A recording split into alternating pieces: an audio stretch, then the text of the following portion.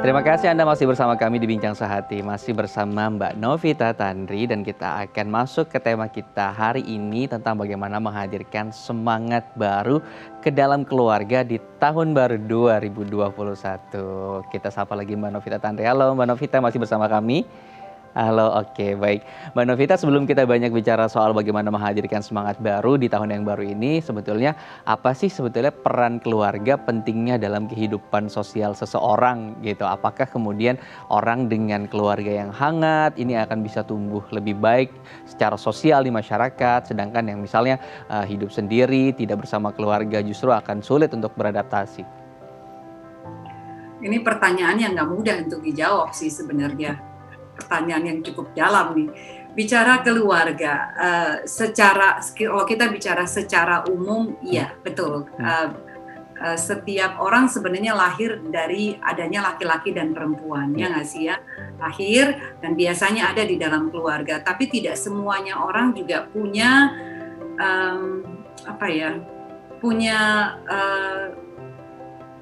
punya anugerah untuk bisa punya keluarga yang utuh sampai mereka dewasa. Nah, kalau kita bicara secara general, orang punya keluarga, secara umum keluarga menjadi penopang, keluarga itu menjadi pendorong, keluarga itu menjadi landasan dari kita untuk bisa hidup dan punya kehidupan di dalam dunia ini. Keluarga juga menjadi pendidik pertama dan terutama di dalam hidup manusia. Keluarga juga yang mencintai kita tanpa syarat.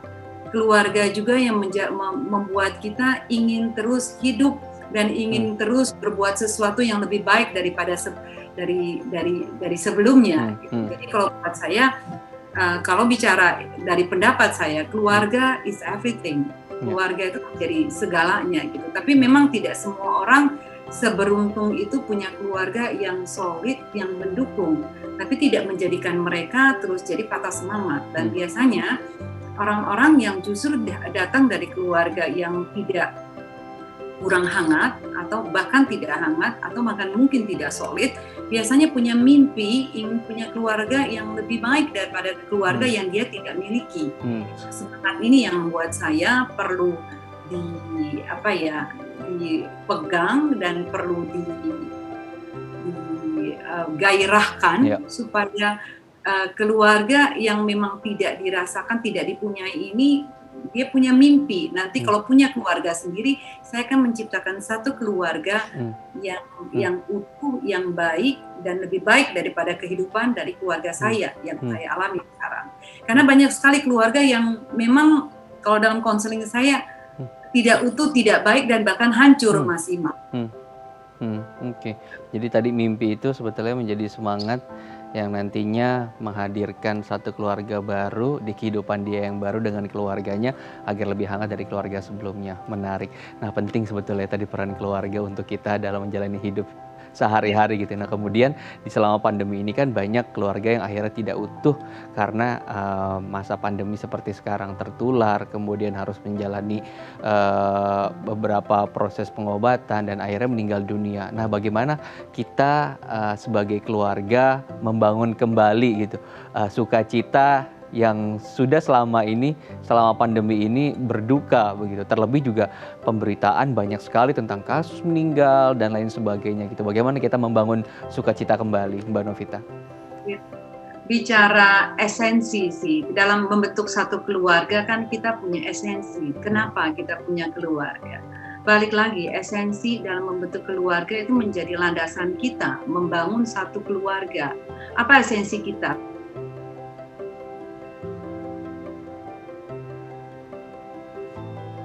Ya baik, seperti kita mengalami gangguan sinyal dengan Mbak Novita. Oke, baik, sudah terhubung lagi. Oke, baik. Silakan Mbak Novita dilanjutkan soal tadi bagaimana membangun sukacita kembali untuk keluarga yang saat ini mungkin terdampak pandemi COVID-19. Balik kepada esensi untuk punya keluarga, Mas Imam.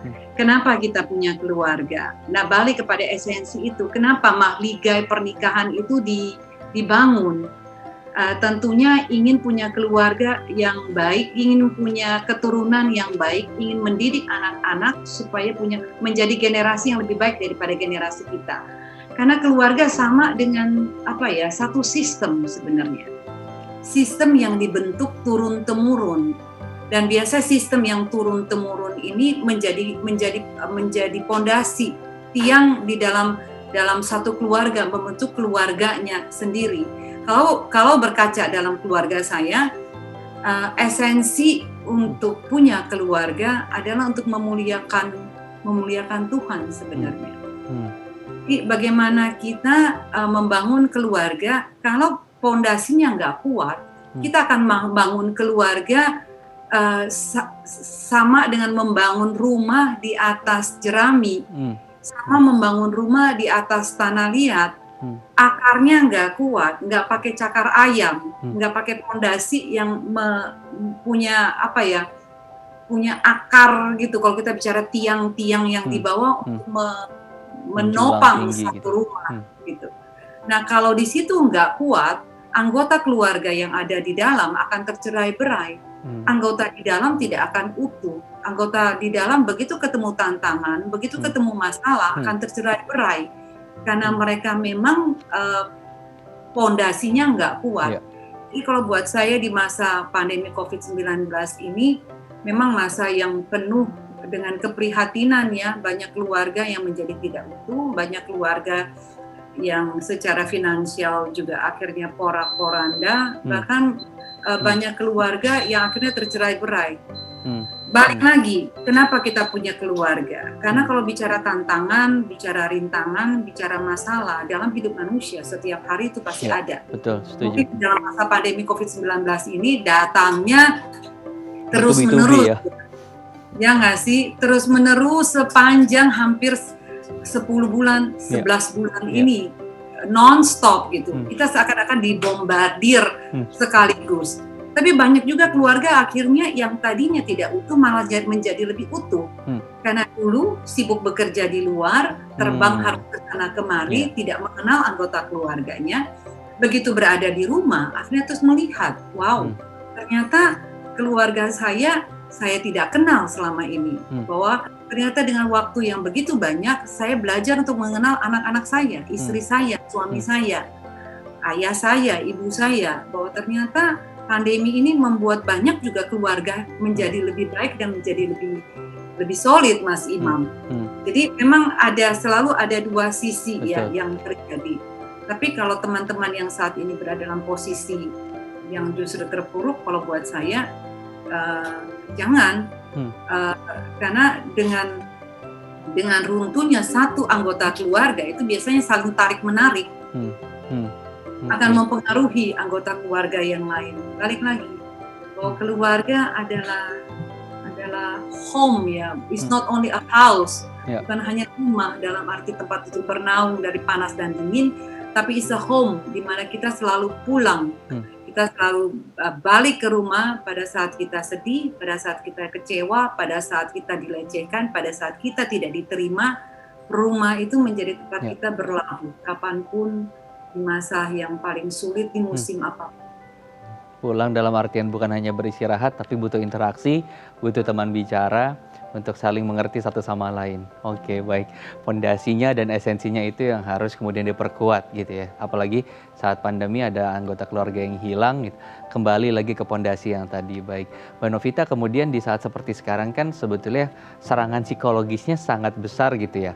Dari sisi misalnya ekonomi, kemudian juga berpengaruh kan stres karena banyak pos yang akhirnya harus kosong begitu ya. Banyak dana-dana yang harus kita pakai yang seharusnya kita tidak pakai. Kemudian juga ada beberapa seperti pembatasan untuk kita bisa berlibur ke satu tempat yang kita tahu anak-anak saat ini kan lebih senang ketika mereka berlibur keluar, begitu keceriaan mereka terbangun di sana. Nah, bagaimana kemudian kita mengatasi permasalahan-permasalahan psikologi seperti ini di rumah kita agar tadi kemudian menghadapi tahun yang baru, semuanya sudah mulai sembuh kembali dan bisa hidup dengan new normal.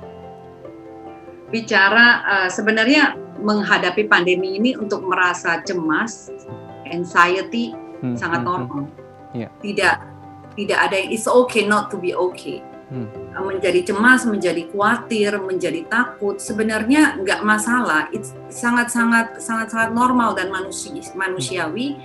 tapi jangan sampai berlebihan. Pada saat dia berlebihan, over, dia akan mengganggu kesehatan mental kita.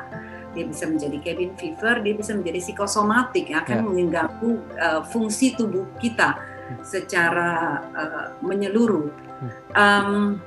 Kalau buat saya, berdamai sih. Berdamai dengan si COVID ini, dan saya yakin banyak keluarga, setiap kita sudah berdamai untuk pakai masker di awal yang begitu sulit untuk bernapas, cuci tangan, lalu social distancing seperti di sini 6 feet gitu apart dari orang lain, kurang lebih mungkin kalau kita 6 feet itu 1,5 meter dan sudah mau jalan kemanapun itu ada dot-dot nggak sih, kita harus berdiri, ya nggak sih, ada poin-poin ya. Betul, dan kita mau tidak mau, suka tidak suka, kita harus berdamai dengan keadaan ini. Karena kalau kita tidak berdamai dengan si COVID, kita tidak berdamai dengan diri kita sendiri, anxiety itu bisa menjadi depresi. Kalau depresi menjadi depresi mayor, biasanya menjadikan kita sulit tidur, menjadikan kita sulit makan, menjadikan kita sulit konsentrasi, dan kalau sampai berlanjut, kita akan ketergantungan dengan obat-obatan hanya untuk membuat kita tidur. Dan secara long term, jangka panjang, badan kita akan ambruk. Badan kita nggak bisa dibohongi. Kalau itu terus terjadi, penyakit itu akan masuk ke dalam tubuh kita, dan komorbiditas penyakit penyerta dan akan membuat imunitas tubuh kita menjadi turun. Malah kesempatan untuk si virus, bakteri, ataupun COVID-19 bisa menyerang gitu. Jadi kalau buat saya, suka tidak suka, mau tidak mau, berdamai, fokus, energi kita fokus dicurahkan kepada fokus kita. Karena fokus kita, di mana fokus kita berada, energi kita akan ada di situ.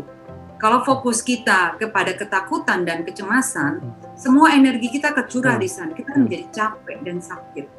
Jadi fokus, pilah dan pilih. Otak kita punya 16.000 sampai 17.000 thought, pikiran dalam sehari. Bayangkan kalau 16.000, 17.000 pikiran sehari, dan 85% adalah hal yang negatif, dan kita fokuskan ke sana, betapa capeknya badan kita. Jadi, nah, fokuskan kepada hal yang positif. 16.000, 17.000 pikiran yang dalam pikiran kita setiap hari, arahkan kepada hal yang positif. Dan happiness itu is a state of mind. Kita yang mengontrol pikiran kita. Kita yang punya otoritas penuh atas pikiran kita, bukan orang lain. Baik. Jadi fokusnya tadi harus diarahkan terutama untuk yang ke hal-hal yang positif. Kemudian bagaimana nanti cara sederhana untuk memfokuskan tadi ke arah-arah yang positif di keluarga bersama istri dan juga anak-anak. Kita akan bahas nanti ya Mbak Novita ya. Dan untuk Anda juga pemirsa yang tertarik dengan tema kita hari ini, kita akan buka nanti di segmen ketiga. Anda bisa menghubungi kami di 021-290-32644 atau bisa melalui Instagram kami di @bincangsaati.tv. Tetap bersama kami di Bincang Saati.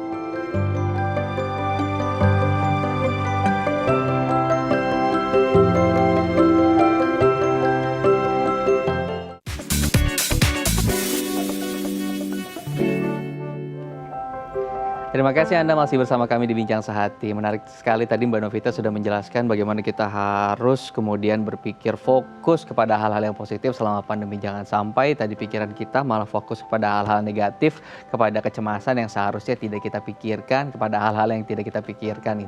Tapi lebih kepada fokus. Nah, bagaimana kemudian kita mengatur fokus agar fokusnya itu bisa tertuju kepada hal positif?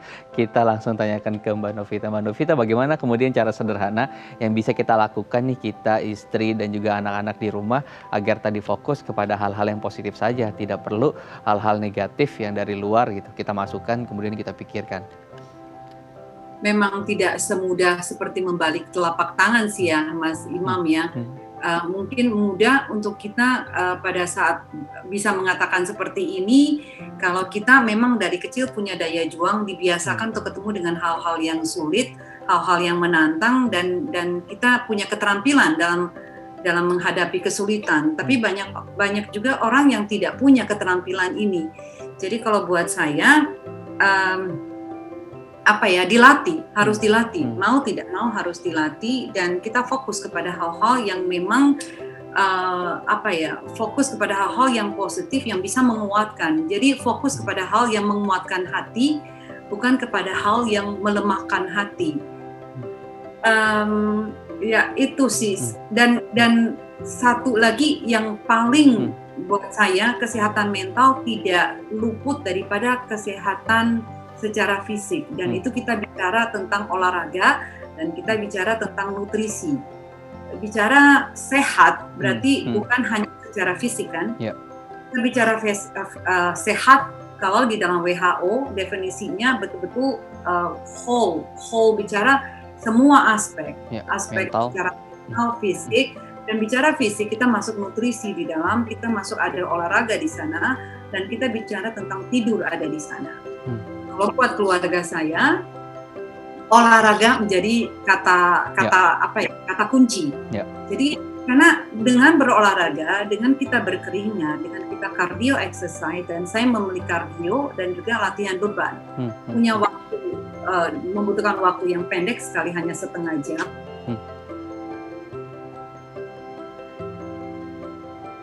Hormon yang bikin seneng, bukan hormon kortisol yang bikin kita capek dan lelah gitu. Nah, dengan berolahraga rutin dan konsisten, itu kalau buat saya membuat kita menjadi lebih bahagia, karena badan kita bugar. Pada saat kita mager, kita di rumah, yang kalau udah kebablasan tidur, itu biasanya seharian tuh mager terus. Kalau magernya cuma Sabtu Minggu, fine. Tapi kalau magernya selama 1 tahun, it's not fine at all. Badannya sakit, ya nggak sih? Sama dengan mobil gitu. Kalau disimpan, mau mobil semahal apapun, mereknya yang luar negeri, yang Eropa, kita taruh di garasi, panasin, nggak dijalankan, lama-lama juga berkarat dan rusak, breakdown. Gitu. Badan butuh olahraga rutin setiap hari, minimal setengah jam. Olahraga itu bukan ngepel, olahraga itu bukan naik tangga, olahraga itu bergerak, olahraga itu betul-betul olahraga, banyak kok di YouTube ya. Lalu yang kedua nutrisi, menjaga asupan nutrisi juga penting sekali. Itu mempengaruhi kesehatan mental kita luar biasa. Hindari makanan yang kalori tinggi, yang digoreng, makanan-makanan yang banyak lah. Kita bisa melihat dari Kementerian Kesehatan Republik Indonesia, isi piringku.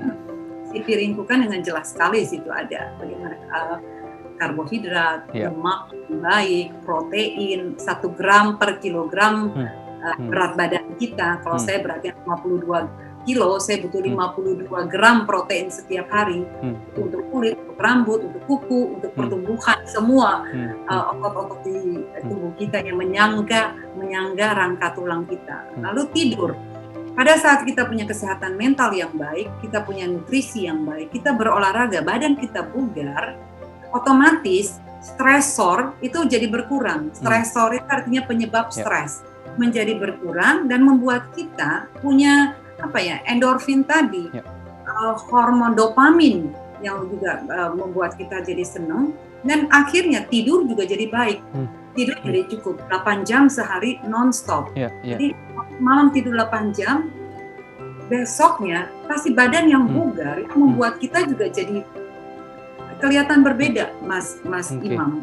Melihat sesuatu pun otomatis karena hormon yang endorfin, dopamin itu yang lebih banyak berproduksi di badan kita melihat segala sesuatu pun dari side positif. Kalau kurang tidur, apapun membuat kita jadi cranky, membuat kita jadi, ya nggak sih, membuat kita jadi sesuatu tuh kayak, jadi semuanya sama, kurang semangat gitu ya. Apapun akan jadi kambing hitam, semuanya akan jadi salah pada saat kita nggak bugar. Sehat itu, bugar itu tidak sama dengan sehat.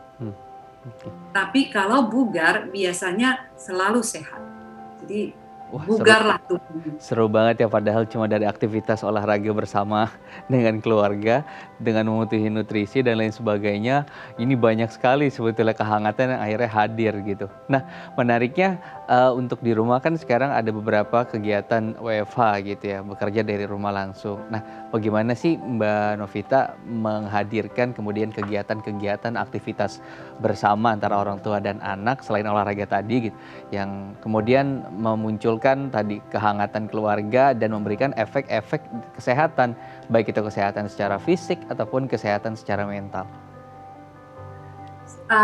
Sederhana sih dari yang tadi Mas Imam yang aku jelasin tadi, semua kita lakukan di dalam keluarga, punya komitmen yang sama, dan kebetulan saya dengan anak-anak, apalagi dengan suami ya, itu punya hobi yang sama. Jadi benar-benar kita suka olahraga, kita suka makanan yang sehat, kita punya hobi yang hampir dikatakan sama, suka traveling juga.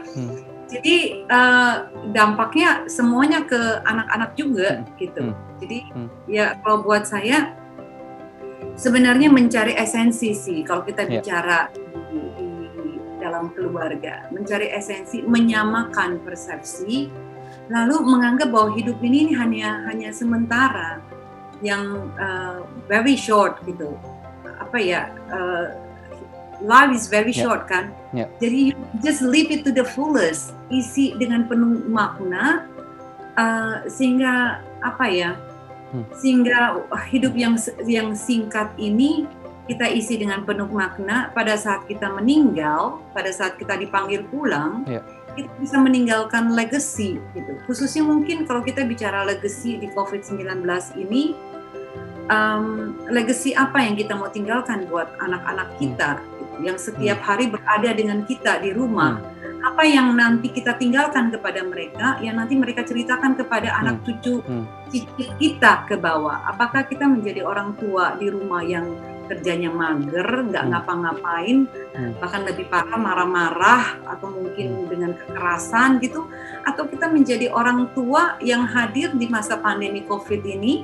Ini kan pandemi ya, benar-benar hanya terjadi 100 tahun sekali gitu. Yang terakhir kan di Black Death kan ya, tahun 1918.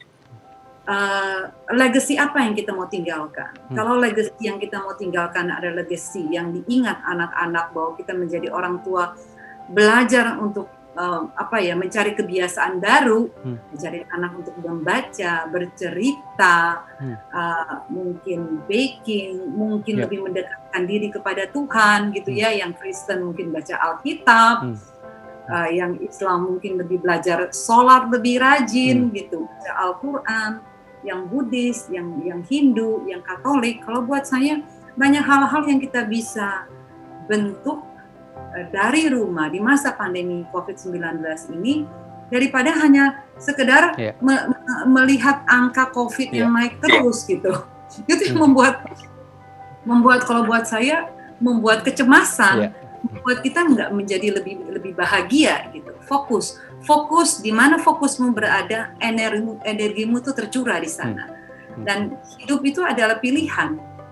Kita bisa memilih untuk bahagia, kita bisa memilih untuk cemas, dan kita bisa memilih untuk mengisi hidup ini dengan hal yang positif, kebiasaan yang baru, dan punya semangat yang baru menghadapi tahun baru 2021, menjadi orang tua, menjadi anak, menjadi istri, menjadi suami yang lebih baik daripada 2020. Baik, oke. Menarik, tadi ada kegiatan juga yang disinggung seperti misalnya bisa baking, cooking, dan bisa jogging tadi ya pagi-pagi bersama suami, dan kegiatan sederhana yang bisa kita kerjakan bareng-bareng sama anak di rumah. Sepertinya tadi semua pertanyaan pemirsa yang sudah masuk ke Instagram kami sudah terjawab oleh penjelasan dari Mbak Novita. Baik, di segmen berikutnya Mbak Novita nanti kita akan bahas beberapa tips yang bisa diterapkan oleh masyarakat seputar bagaimana mereka menghadirkan semangat baru di tahun baru 2021 nanti. Kita harus jeda dulu ya pemirsa, tetap bersama kami di Bincang Sehati.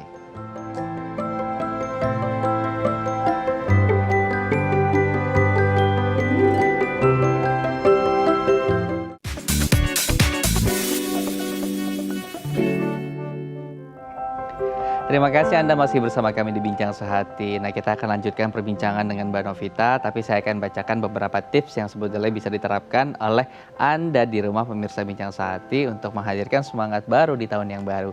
Kita akan bacakan yang pertama adalah yang penting kualitas bukan durasi. Nah, ini penting ya. Tadi kan sudah disebutkan beberapa aktivitas yang bisa kita lakukan bersama di keluarga, olahraga, terus cooking, baking, dan kegiatan lainnya gitu. Nah, kita akan tanyakan lagi ke Mbak Novita, sebetulnya yang penting kualitas dan bukan durasi itu bagaimana sih sebetulnya menghadirkan kualitas berkumpul yang bagus, bukan lamanya waktu, misalnya harus seharian penuh gitu, tapi dengan 30 menit saja atau 1 jam saja cukup begitu untuk menghadirkan kualitas kehangatan keluarga bersama. Iya, tergantung sih Mas Imam, kalau kita bicara tentang anak, anak bicara itu 0 sampai 18 tahun. Tapi kalau saya mau bicara anak di prasekolah, masa krusial kalau saya sebutkan absorbent mind period, masa yang paling krusial 0 sampai 6 tahun, tentunya anak butuh kuantitas dan kualitas. Jadi karena anak masih dalam tahapan benar-benar belajar ya, menyerap segala sesuatu dari orang tua. Jadi di sana kualitas dan kuantitas tentunya diperlukan karena mereka mencontoh, butuh role model, butuh panutan. Tapi kalau anaknya yang sudah besar, mungkin yang sudah kerja atau yang sudah kuliah, dan kalau sudah ada kebiasaan-kebiasaan dari kecil yang sudah dibentuk dengan baik, biasanya mereka otomatis akan punya momen-momen tersendiri. Misalnya di waktu makan, di waktu bercengkrama, mungkin waktu nonton bersama, atau waktu mungkin sekedar main ludo, main bekel, main apa aja gitu ya, atau mungkin main game gitu. Mereka punya waktu-waktu yang memang kepengen orang tuanya terlibat di sana. Nah di situ mungkin kualitas, bukan hanya durasi atau kuantitas ya. Nah, mungkin di sana. Jadi tergantung usia berapa. Anak kita sendiri. Terapkan. Jadi tadi kita harus lihat konteksnya dulu, berapa usia si anak tersebut. Kalau misalnya tadi masih 0 sampai sekian tahun, mereka juga butuh kuantitas atau durasi yang lama karena butuh role model. Baik, kita masuk ke tips yang berikutnya. Ajak keluarga ke acara kantor. Nah, ini sebetulnya seberapa penting sih kita bisa menghangatkan keluarga lewat acara-acara yang ada di kantor gitu. Dengan konteks mungkin gitu ya, di luar pandemi begitu ya. Iya.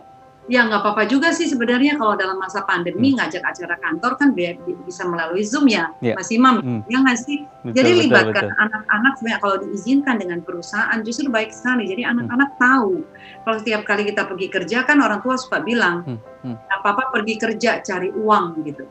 Tapi dengan melibatkan anak-anak, mereka jadi tahu oh cari uang itu apa sih? Bukan ke ATM ada kartunya terus uangnya keluar sendiri gitu. Tapi oh ternyata ada pekerjaan yang harus dilakukan, ini loh jenis pekerjaannya. Dan ini saya terapkan kepada anak-anak dari kecil, saya bawa selalu bekerja, saya jelaskan, bahkan saya libatkan mereka di dalam pekerjaan saya. Misalnya hanya sekedar mungkin mengumpulkan klip-klip gitu yang warna merah dengan merah gitu ya, biru dengan biru, merapikan pensil pulpen saya yang sudah tidak bisa nyata nulis, mana harus ganti isi tintanya. Dan hal-hal ini membuat anak-anak jadi tahu, oh ini yang saya kerjakan, saya konseling, saya ngajar, oh saya bikin buku. Akhirnya saya libatkan mereka untuk desain cover buku saya. Dengan begitu anak-anak terbiasa untuk bekerja, terbiasa untuk melihat orang tua bekerja, dan akhirnya mengapresiasi bahwa hidup ini ternyata harus ada perjuangan, bahwa hidup ini ternyata harus ada disiplin, bahwa ternyata hidup ini ada sesuatu yang dikerjakan untuk mendapatkan sesuatu, bukan instan. Jadi kalau buat saya bagus banget melibatkan anak ke dalam acara kantor supaya anak mengenal siapa orang tuanya, apa pekerjaan orang tuanya. Dan dilibatkan dalam aktivitas yang kecil seperti mengumpulkan paperclip tadi. Yang terakhir adalah liburan bersama keluarga. Mungkin bisa dijelaskan secara singkat seberapa penting gitu saat ini melakukan liburan bersama keluarga, Mbak Novita. Kalau pandemi mungkin liburan keluarga udah liburan terus kali tiap hari. Karena di rumah ya, liburan bareng. Tapi kalau buat saya liburan tidak harus mahal, liburan tidak harus jauh, liburan tidak perlu harus yang aneh-aneh. Kalau buat saya bagaimana kehangatan, bonding, interaksi, bukan hanya sekedar masuk sosmed gitu. Iya. Bagaimana manfaat daripada liburan, pulang ke rumah, anak-anak kayak di recharge. Anak-anak mendapatkan satu semangat, semakin mengenal orang tuanya, semakin mengenal satu sama lain. Itu tujuan daripada liburan sih. Oke, Mbak Novita. Terima kasih sudah berbagi inspirasi, informasi, edukasi juga kepada masyarakat. Semoga kita bisa bersama-sama menghadirkan semangat baru untuk keluarga. Terima kasih. Salam untuk keluarga di Amerika, Mbak Novita. Terima kasih banyak Mas Imam. Salam untuk teman-teman di studio. Baik. Nah, untuk Anda terima kasih telah menyaksikan Bincang Sehati kali ini. Untuk Anda yang ingin mengirimkan kritik dan saran bisa menghubungi kami di Instagram, Facebook, dan juga YouTube kami di @bincangsehatidai.tv. Akhir kata saya Mama Asyari, mewakili seluruh kerabat kerja yang bertugas. Pamit undur diri, terima kasih. Sampai jumpa di Bincang Sehati besok.